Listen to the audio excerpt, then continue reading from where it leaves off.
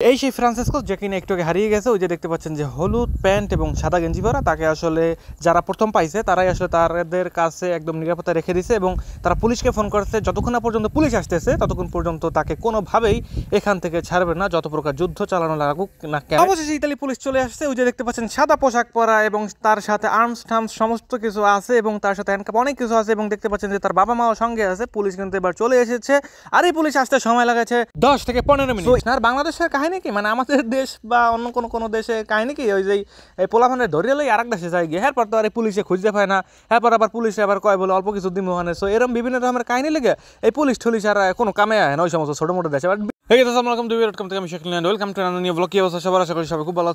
অনেক ভালো আছি। আজকে এই ব্লগটা বানানোর জন্য কোনো বিলেই রেডি আসলাম না, হঠাৎ করে ব্লগটা আসলে বানাই গেছিলাম, কারণ আমি আসলে গেছিলাম একটু টুকিটাকি দেশীয় খাবার দাবার কিনতে। যখন এই জায়গায় ফিরে আসতেছিলাম দুই ভাই মিলে এবং পরিবারের সবাই একসাথেই আসছিলাম, বাবা আম্মু তারা কাছে গাড়িতে, আমি আর আমার ছোট ভাই সাইকেল আসলাম। তো হঠাৎ করে দেখলাম রাস্তার মধ্যে একটা মাইকিং করতেছে, যে ইতালিয়ান ভাষায় করতেছে, যে একটা হলুদ প্যান্ট পরা আর সাদা গেঞ্জি পরা একটা ছেলে হারিয়ে গেছে কিছুক্ষণ আগে। তার হাতে একটা মনোপাত্তিনো ছিল, মানে ওই যে স্কুটার ছিল, এই ছেলেটা কিছুক্ষণ আগে মানে হারাই গেছে। আমার সাথে সাথে মাইকিং করার সাথে সাথে আমার সামনে বসে এই ছেলেটারে ধরছে। মজার ব্যাপার হচ্ছে যে যখন এই মাইকিং করছে, মাইকিং করার পর আসলে 2 মিনিট সময় লাগে না এই ছেলেটারে ধরতে। সো গাইস, আমরা এখন আছি ইতালির একদম সাগরের কিনারাতে এবং আমার সাথে আছে the one and only Morshed.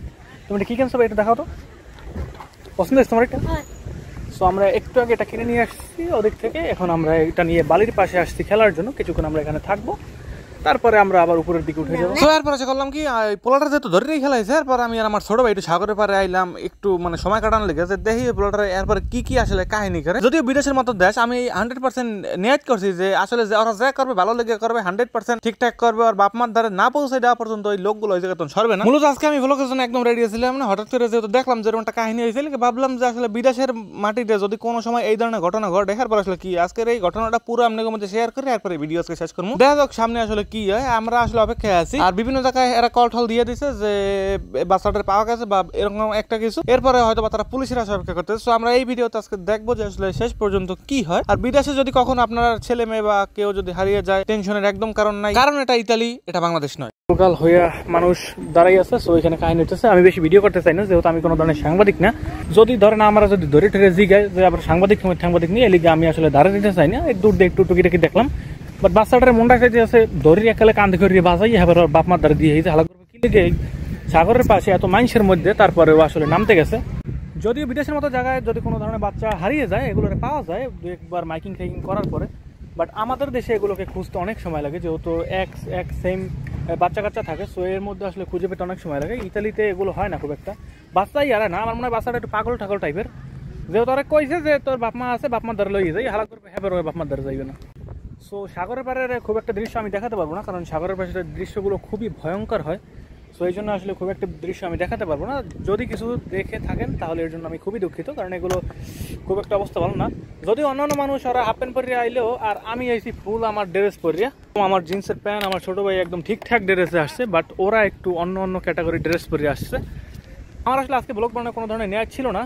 So হঠাৎ করে দেখলাম যে একটা বাচ্চা যেহেতু হারাই গেছে, এই লেগে ভাবলাম যে আপনাদের মাঝে একটু শেয়ার করি কয়েকটা কথা বললে। যেই বাচ্চাটা হারাই গেছে, বাচ্চাটার নাম হয়েছে ফ্রান্সিসকো না জানি কি একটা নাম। সো ওই বাচ্চাটার অনেকক্ষণ ধরে রিকোয়েস্ট করতে আছে, কিন্তু তার কোনোভাবেই তার বাপ মার দ্বারা পাঠাইতে পারতে আছে না। এবং এইদিকে আমার ছোটো ভাই 4.5 ইউরো দিয়ে একটা কি জানি মাড়ি মুড়ি কাটে, সো এইগুলোর একটা কিনে নিয়ে গিয়ে বালির মধ্যে বইবে খেলতে আছে। যদি ওই গরমের দিনে এগুলো একটু বেশি চলে, শীতকালে তেমন এগুলোর নাম দাম থাকে না। সো এই জন্য ভাবলাম যে একটা কিনি, কিছুক্ষণের জন্য খেলি। বাট এগুলো আমার খুব একটা পছন্দ না, এগুলো দেশে থাকতে অনেকবার খেলছিল। খুবই আকর্ষণীয় ব্যাপার হচ্ছে যে এই যে বাচ্চাটাই মাত্র হারাই গেছিল, এই বাচ্চাটারে আসলে যখনই মাইকিংটা করছে, মানে প্রথমবার মাইকিং করছে তখন আসলে মানুষ ঠিক বুঝতে পারে না। দ্বিতীয়বার যখন মাইকিং করছে, লগ বাচ্চাটা আসলে পাশ দিয়ে হাঁটা ধরছিল, একটা আমার চোখের সামনে দিয়ে যাচ্ছিল।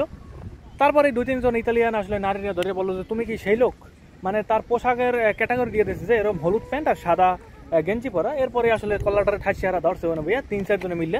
আর বাচ্চারা কোনোভাবেই থাকতে চাইতেছে না, ও চাইতেছে যাইতে। সো এই জন্য আসলে ওরা ধরিয়ে আর পরে ওই জায়গায় বাইন্দে রাখছে না, কি করছে আমি আসলে দাঁড়িয়ে যাইনি। আর ইউরোপের দেশগুলোতে যদি আপনাদের বাচ্চা বা কোনো ছোট কিছু হারাই যায়, আপনাদের চিন্তা করার কোনো ধরনের কারণ নাই। বিদেশে এমন কোনো ধরনের লোক নাই যারা আসলে কোনো ধরনের বাচ্চাকে নিয়ে কোনো ধরনের ক্ষতির মুখে হালাইবে। সো আপনারা লগ এই 111 3 নাম্বার আছে, যেটা ইতালির পুলিশ, ওদের কাছে ফোন দেওয়ার সাথে সাথে যদি বাচ্চার সমস্ত ডিটেলস বলে দেন, কাগজপত্র প্রমাণ সহ দেখতে পারেন, সর্বোচ্চ বলতে গেলে আধা ঘন্টা কি 1 ঘন্টার মধ্যে আপনার বাচ্চা আপনার কাছে চলে আসবে। সো এত টেনশনের কিছু নাই ইউরোপের দেশে। আরেকটা মজার বিষয় হচ্ছে যে যখনই আসলে মাইকিং করছিল যে হলুদ প্যান্ট আর সাদা গেঞ্জি, আমি হঠাৎ করে ডরাই গেছিলাম যে আমার ছোট ভাইয়ের গায়ে হয়েছে এই যে সাদা গেঞ্জি আর সাদা প্যান্ট, ভাগ্য ভালো হলুদ আসছিল না, যদি হলুদ থাকতো তাহলে আসলে কয়েকজনের কৈফত দেওয়া লাগতো যে বাচ্চাটা আসলে কি ঠিকঠাক না, আবার এই আরেকটার আমি ধরে মরে লইয়ে যাইতে আছি। তো এই জিনিসটা থেকে আমি আসলে বাঁচিয়ে গেছিলাম। ওকে, এই সেই ফ্রান্সিসকো যে কিনা একটু আগে হারিয়ে গেছে। ওই যে দেখতে পাচ্ছেন যে হলুদ প্যান্ট এবং সাদা গেঞ্জি পরা, তাকে আসলে যারা প্রথম পাইছে তারাই আসলে তাদের কাছে একদম নিরাপত্তা রেখে দিছে এবং তারা পুলিশকে ফোন করছে। যতক্ষণ না পর্যন্ত পুলিশ আসতেছে ততক্ষণ পর্যন্ত তাকে কোনোভাবেই এখান থেকে ছাড়বে না, যত প্রকার যুদ্ধ চালানো লাগুক না কেন। ছোটো ভাইকে অনেকবার রিকোয়েস্ট করছি চলো চলে যাই, এই দিকে থাকতে ইচ্ছা করে না, বাট সে এখানে থাকবে, জানি না কোন সময় এখান থেকে যাই। তো অনেকক্ষণ পর আমার ছোটো ভাই এবার যাওয়ার জন্য প্রস্তুত নিল। ভাই লেটস গো। ওকে, ছোট ভাইয়ের পিছনে দেখতে পাচ্ছেন যে ওই যে বাচ্চাটাকে নিয়ে এখনো তারা আসলে গোলমাল করে একেবারে পেঁচাই রয়েছে। ওই জায়গায় বহুত মানুষ দাঁড়াই আছে এবং হঠাৎ করে দেখতে পেলাম আতঙ্ক হয়েছে। আতঙ্কের কারণ হয়েছে যে পুলিশের গাড়ি আইয়ে পড়ছে এবং পুলিশের গাড়ির মধ্যে তার বাপ মাও আছে, মানে যাদের বাচ্চার গার্জিয়ান থাকে এরা সবাই পুলিশের গাড়ির মধ্যে আছে এবং দেখতে পারবেন যে তারাও এখানে আসবে এবং এসে এটাকে নিয়ে যাবে। যদিও এরকম পাবলিক প্লেসে ইউরোপের দেশে ভিডিও করা ঠিক না বেঠিক আমি আসলে ঠিকভাবে জানি না, তারপরও ভিডিও করে আপনাদের মধ্যে চেষ্টা করছি একটু দেখানো যে আসলে কেমন হয় না নয়। এবার দেখতে পারবেন ইতালির পুলিশ আইবে, ইতালির পুলিশ আইয়ে এটা আসলে বেশিক্ষণ থাকবে না, হয়তো বা কিছুক্ষণের মধ্যে তাদেরকে আসলে বুঝিয়ে দিয়ে তারপর চলে যাবে। এবার আমরা সাগরের পাশে বালির মধ্যে তখন উপরে উঠতে আসি এবং উপরে ওঠার পর দেখলাম যে ওই জায়গায় এখন পর্যন্ত অনেক মানুষ দাঁড়াই আছে আর অপেক্ষায় আছে পুলিশের গাড়ি অলরেডি থামাই এলাইছে পিছনে। আর পুলিশের গাড়ি যেহেতু ভিতরে ঢুকাইতে পারে না, এই লেগে আসলে পুলিশ আর ভিতরে আহে না। যদি ঢুকানোর সিস্টেম থাকতো তাহলে এই পর্যন্ত চলে যেত, যেহেতু এই জায়গায় একটা সাইকেল চালায় বা টুরিস্ট পয়েন্ট, এই লেগে আসলে রিস্ক লিয়ে তারা আসলে ঢুকায় না। তারপর পুলিশের ঢুকানোর নিয়ম আছে, মানে অনুমতি আছে, তারা আসলে ঢুকাইতে পারে, যেহেতু এটা জরুরি না। বাচ্চাটার যেহেতু খুঁজে পাইছে এবং তাদের নিরাপত্তায় আছে যারা পাইছে, তো পুলিশ এবার নিরিবিলি ধীরে সুস্থ আসতেছে এবং দেখতে পারবেন যে পুলিশটা আর পরে বাচ্চাটা ছাড়িয়ে দেয়। অবশেষে ইতালি পুলিশ চলে আসছে। ওই যে দেখতে পাচ্ছেন সাদা পোশাক পরা এবং তার সাথে আর্মস টার্মস সমস্ত কিছু আছে এবং তার সাথে হ্যান্ডকাপ অনেক কিছু আছে এবং দেখতে পাচ্ছেন যে তার বাবা মাও সঙ্গে আছে। পুলিশ কিন্তু এবার চলে এসেছে আর এই পুলিশ আসতে সময় লাগাছে 10 থেকে 15 মিনিট। তো ইতালির মতো একটা স্থানে আপনি চাইলে কল করার সাথে সাথে তারা আসলে চলে আসবে যত দ্রুত সম্ভব। তো এবার পুলিশ আসলো এবং পুলিশ আসার পর দেখবে যে এটা কি ঠিক সেই বাচ্চাটাই নাকি কোনো ধরনের সমস্যা আছে, নাকি হলুদ প্যান্ট পরা সাদা গেঞ্জি পরা অন্য কোনো বাচ্চাকে ধরে রেখেছে। সো পুলিশ এটাকে তদন্ত করবে এবং তদন্ত করার সাথে সাথে পুলিশ কিন্তু সেই বাচ্চাটাকে তার পরিবারের কাছে ফিরিয়ে দেবে। সো এটা হচ্ছে ইউরোপ, এটা কোনোভাবেই বাংলাদেশ না। আর বাংলাদেশের কাহিনী কি, মানে আমাদের দেশ বা অন্য কোনো দেশে কাহিনী কি, ওই যে এই পোলাপানের ধরিয়ে লই আরেক দেশে যায় গিয়ে, এরপর তো আর পুলিশে খুঁজতে পায় না, এরপর আবার পুলিশে আবার কয় বলে অল্প কিছু দিন ওখানে। সো এরকম বিভিন্ন রকমের কাহিনী লেগে এই পুলিশ টুলিশ আর কোনো কামে আয় না ওই সমস্ত ছোটো মোটো দেশে। বাট বিদেশের পুলিশের কিন্তু কেউ যদি এই ধরনের অপার করেন তাই কিন্তু আমার কল্লাটা গেলে বালির মধ্যে গাড়ি নেবে। আচ্ছা, পুলিশ চলে গেছে, আমরা এইসব কথা বাদ দেই যে এই দেশে যেরকম রুলস।